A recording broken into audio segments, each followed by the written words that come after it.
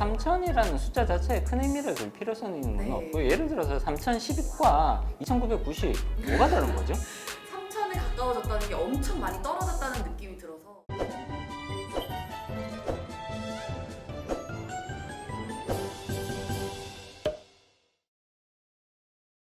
안녕하세요. 안녕하세요. 반갑습니다. 네, 오늘은 공매도의 투사? 네. 투자까지는 아니고요. 공매도의 요정? 죄송합니다. 아니죠. 이 분위기 어쩔 거야? 네, 보통은 그렇게 표현 안 하시고요. 아, 예. 공매도 대마왕이 대마왕이라고 하시나요? 표현을 씁니다. 네. 네, 그래서 물론 제가 붙인 별명은 아닌데 네네. 예, 보통 저는 공매도 대마왕이라고 부르고요. 아, 네. 예, 그래서 저도 그냥 받아들였습니다. 아. 그 별명을. 네. 그래서 공매도 대마왕이라고 표현해 주시면 공매도 재미난- 대마왕 음. 황세훈 자본시장연구원 연구위원님 박사님 모셨습니다. 안녕하세요. 예, 반갑습니다. 네. 기자들이 약간 직업병이어서 그런지 3천에 너무 의미를 주는 것 같아요. 3000이라는 숫자 자체에 큰 의미를 둘 필요성이 있는 건 네. 없고요. 예를 들어서 3012과 2990 뭐가 다른 거죠? 3천에 가까워졌다는 게 엄청 많이 떨어졌다는 느낌이 들어서 음. 굉장히 지금 주가가 많이 안 좋아졌다. 안 좋아진 것처럼 라는 판단이 느낌. 되실 네. 텐데 지금 주가의 흐름들을 보시면 네. 위기 상황이 아니라도 예를 들어 우리가 2011년부터 2016년, 17년 요 무렵까지 코스피가 박스권에 갇혀요. 네. 박스권에 갇혀 있거든요. 그래서 그냥 2200 근처를 가면 이게 상단이었고요. 네. 1900 근처를 가면 하단이었단 말이에요. 아, 네. 이 상태에서 계속 몇 년을 끊임없이 올라갔다 내려갔다를 반복을 하는데 네. 이런 상황에서 상단이 2200이잖아요. 네. 하단이 1900이었단 말이에요. 네. 이 가격 변동폭을 보시면 10%가 넘습니다. 2200의 10%는 220포인트죠. 따라서 13%, 12%, 13%이 정도의 이제 진폭을 보였단 말이에요. 네. 지금 기준으로 봤을 때는 상단은 3,300 정도를 잡으면 네. 하단은 사실은 3,000이 아니고요. 2,900 정도가 하단이라고 보셔야 될 것 같아요. 제가 보기에는. 네. 그래서 2,900 밑으로 떨어진다고 해서 너무 공포심에 사로잡히는 것도 저는 바람직하지 않다고 봅니다. 3,000선이 무너졌다는 얘기는 그만큼 단기적인 저점 근처에 가까워지고 있다는 것을 의미하는 거니까 네. 추가적인 가격 하락폭은 크지 않을 가능성이 더 높아 보입니다. 그럼 우선 지금의 이 지금 하락폭이 크지 않고 지나가는 보통 일상적인 일상적인? 주가 사이클 관점에서 보면 네. 이거는 절대로 큰 폭의 주가 변동이라고 판단하기는 어렵습니다. 오히려 네. 시장에서 항상 3개월, 2, 3개월의 주기로 나타나는 그 네. 정도의 가격 변동 정도로 해석하는 것이 저는 더 네. 합리적이라고 봅니다. 그러면 좀 공부하는 의미에서 지금 이렇게 갑자기 훅 떨어졌다는 느낌이 들게 이렇게 일어난 게 어떤 좀 원인에서 있었던 건지 좀 알고 싶어요. 지금 현재 가격 흐름에 영향을 미치는 요소는 당연히 저는 가장 중요한 요소는 그 테이퍼링 이슈라고 생각을 해요. 네. 지금 우리나라 주가에 영향을 미치는 요소는 대내적인 요소도 있고요. 네. 대외적인 요소도 있습니다. 아. 근데 어느 쪽이 보통은 더 크게 영향을 미치느냐? 네. 대외적인 요소에 더 크게 영향을 받거든요. 네. 우리나라는 해외 의존도, 대외 의존도, 경제 구조 자체가 네. 대외 의존도가 굉장히 높은 경제 구조잖아요. 네. 무역에 대한 의존도가 굉장히 높은 경제 구조를 가지고 있습니다. 그렇기 때문에 주식 시장도 예외가 될 수는 없거든요. 기업들이 해외에 가서 돈을 많이 벌고 있단 말이에요. 네. 그래서 외국에서 어떤 일이 발생하느냐가 국내 주식 시장의 주가 흐름에 직접적인 영향을 미칠 수밖에 없고요. 오히려 이게 훨씬 더 중요한 요소입니다. 그래서 해외에서 무슨 일이 일어나고 있는지를 열심히 찾아보셔야 되고요. 네. 현재의 상황에서 가장 중요한 요소라고 보면 특히나 단기적인 관점에서 중요한 요소라고 보면 테이퍼링 이슈가 있을 거고요. 네. 그 다음에 미국 정부의 셧다운 이슈, 이 두 가지 요소가 가장 부정적인 영향을 미칠 만한 요소라고 볼 수가 있습니다. 물론 중국에서 헝다그룹 네. 이제 디폴트로 갈 수 있다. 네, 저희가 아무래도 부동산 예전에 홍역을 한번 치른 적이 있고 지금 네네, 집값이 그렇죠. 높다고 하니까 그게 네네. 제일 또 무섭기도 하더라고요. 뭐 그렇기는 합니다만 네. 이 헝다그룹 이슈는 저는 이거는 파급 효과가 제한적인 수준에 머무를 아, 거라고 그래요? 봅니다. 헝다그룹 이슈 자체는 물론 헝다그룹이 굉장히 큰 부채를 가지고 있어요. 360조 정도 부채가 되죠. 네. 그래서 부채 규모가 상당히 큰 건 맞습니다만 중국의 경제 사이즈가 굉장히 큰 것도 사실이거든요. 네. 그래서 헝다그룹이 가지고 있는 그 은행 대출, 이 전체 중국 은행들의 대출 사이즈랑 비교를 해보면 네. 지금 0.3% 정도 나와요. 그러면 네. 예를 들어 헝다그룹이 가지고 있는 그 대출이 100% 부실화가 된다고 해서 중국의 은행 시스템이 완전히 흔들거릴 정도의 그런 사안인 그렇네요. 거냐? 전혀 그렇지는 네. 않습니다. 충분히 중국 은행들이 그 정도의 대출 부실화는 충분히 흡수할 정도의 커버 네. 능력은 되는 것 같고요. 그리고 중국 정부가 있어서도 헝다그룹은 정상적인 방법으로 이렇게 이제 회생하게 될 것 같지는 않단 말이에요. 아마 중국 정부가 여기에 개입을 할 수밖에 없을 거예요. 네. 다만 중국 정부는 여기 개입을 하면서 질서 있는 구조조정 방식으로 접근을 할 거란 말이에요. 네. 일부 부채는 채권자의 책임으로 밀어버리고 채권자 너네가 책임져라 라는 네. 방식으로 해서 일부 채권은 밀어버리고 그리고 굉장히 중요한 핵심적인 사업만 중국 정부가 그 인수를 하면서 여기에 대한 관리 작업 그리고 그 작업들이 이제 안정적으로 마무리될 수 있도록 이런 식으로 이제 구조조정을 해나갈 가능성이 오히려 더 높다고 봅니다. 그렇다면 그리고 또 한 가지 네. 중국 금융시장, 중국 자본시장은 대외 개방 정도가 상대적으로 떨어지는 국가예요. 네. 예, 예를 들어 미국이나 유럽 또는 일본 이런 종류의 이제 금융시장들은 대외 개방도가 굉장히 높기 때문에 서로 다 연결이 되어 있잖아요.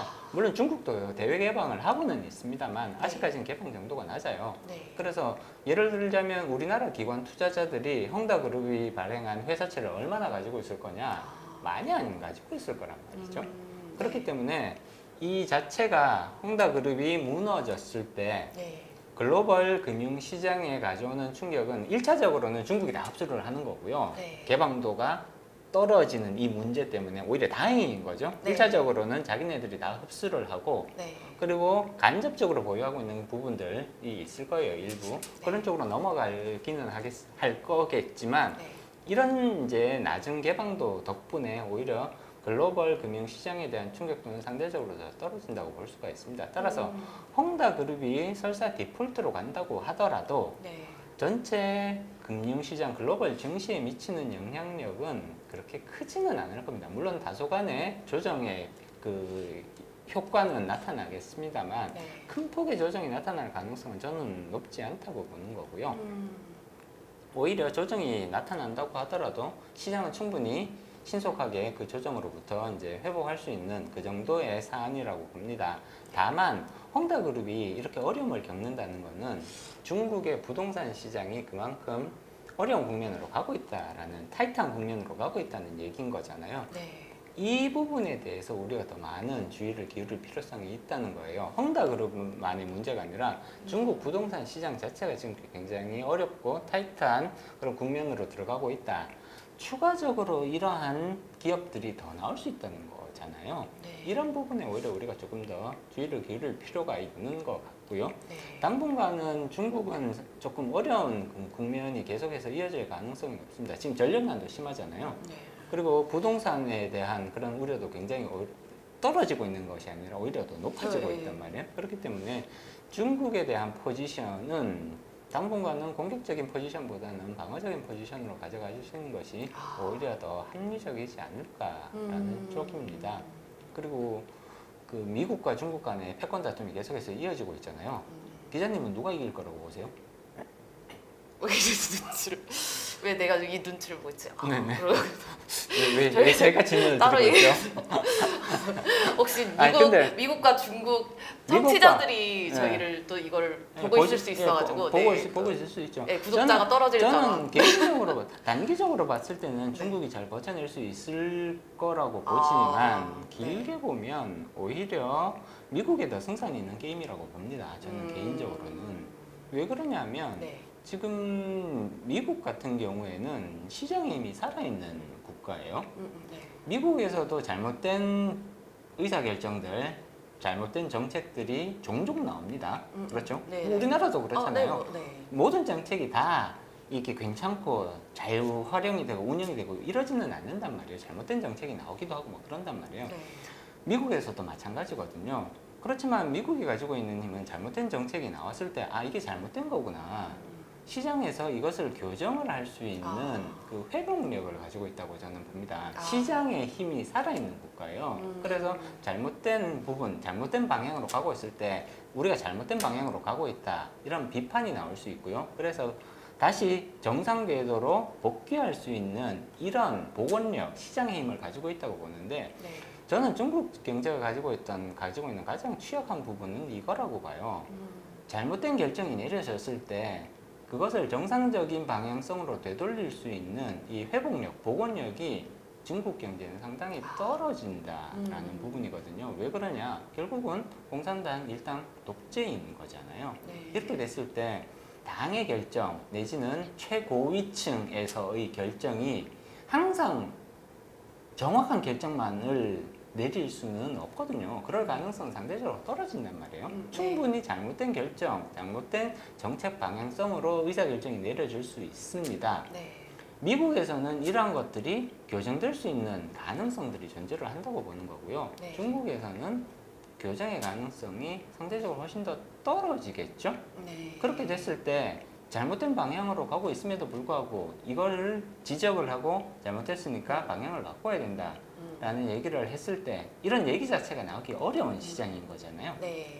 그렇게 된다면 장기적으로 이러한 관계, 대치 관계가 계속되었을 때 어느 쪽에 더 가능성이 높을 거냐를 생각을 해본다면 저는 그 대답은 굉장히 뚜렷하다고 생각을 합니다. 실수는 누구나 할 수 있어요.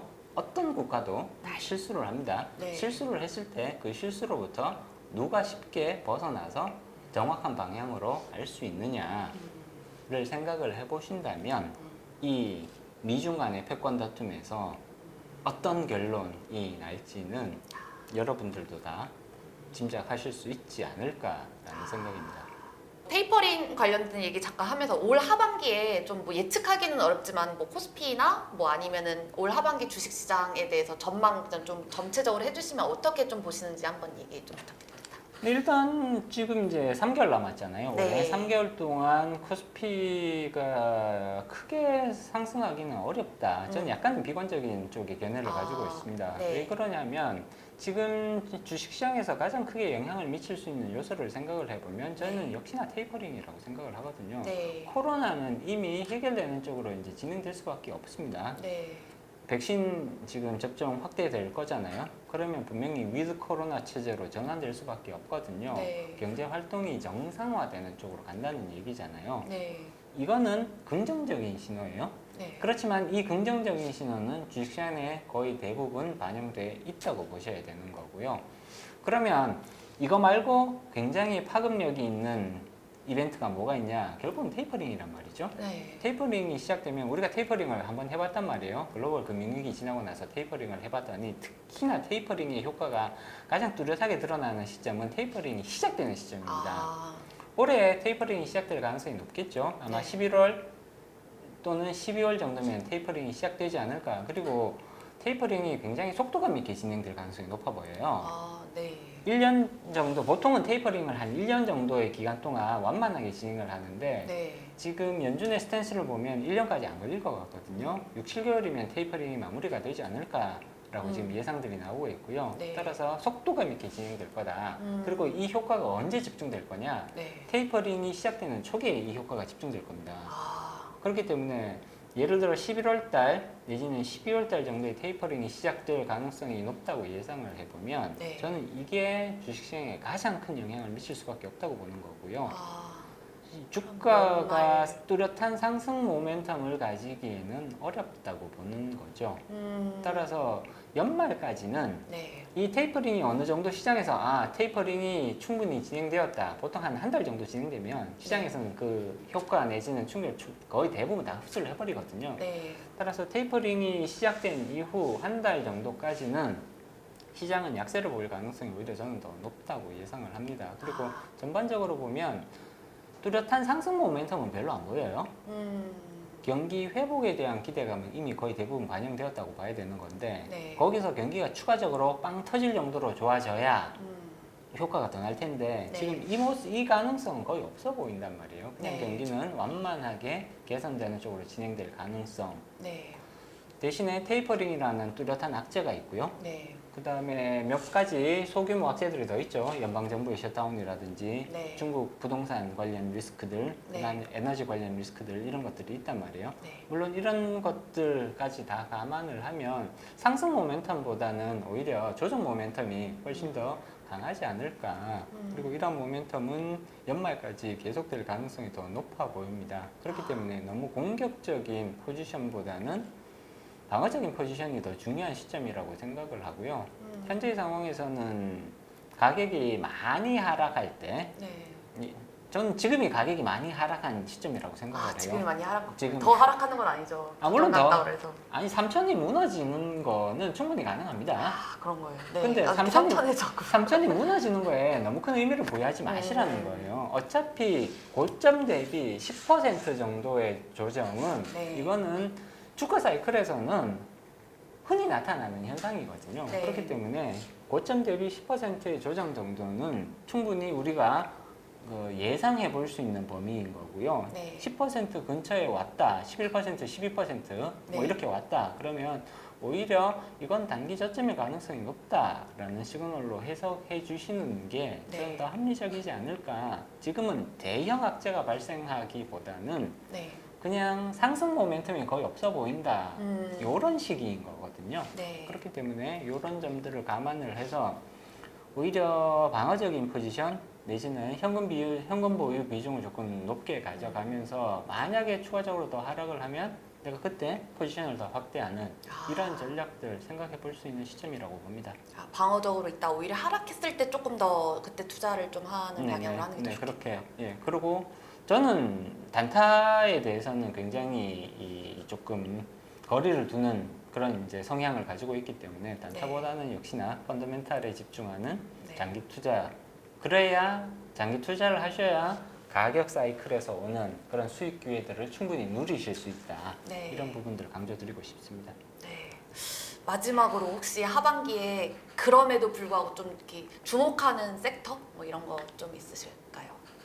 하반기에 주목하는 하반기든 아니면 앞으로든 좀 요 분야는 조금 주목하신다 이런 섹터 지금 있으실까요? 하반기 같은 경우에는 금리가 상승 쪽으로 계속해서 이어질 가능성이 높아 보이거든요. 네. 금리 상승기에는 단기 성장주는 조금 부담이 됩니다. 아, 네. 그래서 금리 상승기에 성장주는 오히려 조금 신중하실 필요가 있지 않을까라는 생각이 들고요. 금리 상승 수혜주들에 대해서 조금 관심을 가져볼 만하다. 금융주들이 사실은 금리 상승의 수혜주일 가능성이 높거든요. 네. 금융 관련 주들에 대해서는 하반기 특히 연말까지는 이런 종목들 충분히 관심을 가지실 만하다 이렇게 말씀드릴 수 있죠. 아.